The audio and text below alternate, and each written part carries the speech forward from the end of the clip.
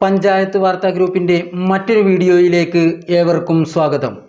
ഡെങ്കിപ്പനി പ്രതിരോധത്തിനായി കൈകോർക്കാം, കൊതുകിൻ്റെ ഉറവിട നശീകരണത്തിനായി ഡ്രൈ ഡേ ആചരിക്കാം എന്ന മുദ്രാവാക്യം ഉയർത്തിപ്പിടിച്ച് ആരോഗ്യ കുടുംബക്ഷേമ വകുപ്പ് വെള്ളിയാഴ്ച വിദ്യാഭ്യാസ സ്ഥാപനങ്ങളിലും ശനി സ്ഥാപനങ്ങളും പൊതുസ്ഥലങ്ങളിലും ഞായറാഴ്ച വീടുകളിലും ഡ്രൈ ഡേ ആചരിക്കാൻ തീരുമാനിച്ചിട്ടുണ്ട്.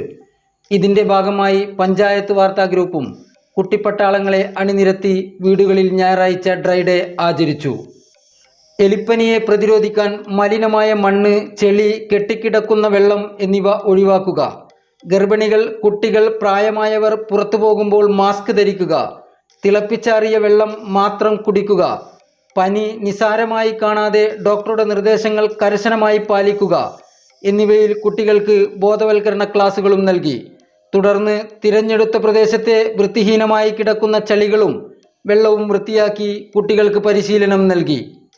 കൂടാതെ പങ്കെടുത്ത കുട്ടികൾക്കെല്ലാം ചെറിയ സമ്മാനങ്ങളും നൽകി. പ്രതിരോധമാണ് പ്രധാനമെന്നും മറക്കാതിരിക്കാം നമുക്ക് എന്ന പ്രതിജ്ഞയോടെ അടുത്ത ഞായറാഴ്ച ഡ്രൈ ഡേ ആചരിക്കുമെന്ന് തീരുമാനിച്ചു. എല്ലാവരും പിരിഞ്ഞു.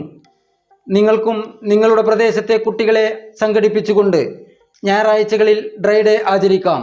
അവർക്ക് ചെറിയ ചെറിയ സമ്മാനങ്ങൾ നൽകി രോഗങ്ങളിൽ നിന്ന് മുക്തരാക്കി സമൂഹത്തിൻ്റെ മുഖ്യധാരയിലേക്ക് കൊണ്ടുവരാൻ കഴിയും. ഈ അവസരത്തിൽ ഇതായിരിക്കട്ടെ നമ്മുടെ ദൗത്യം.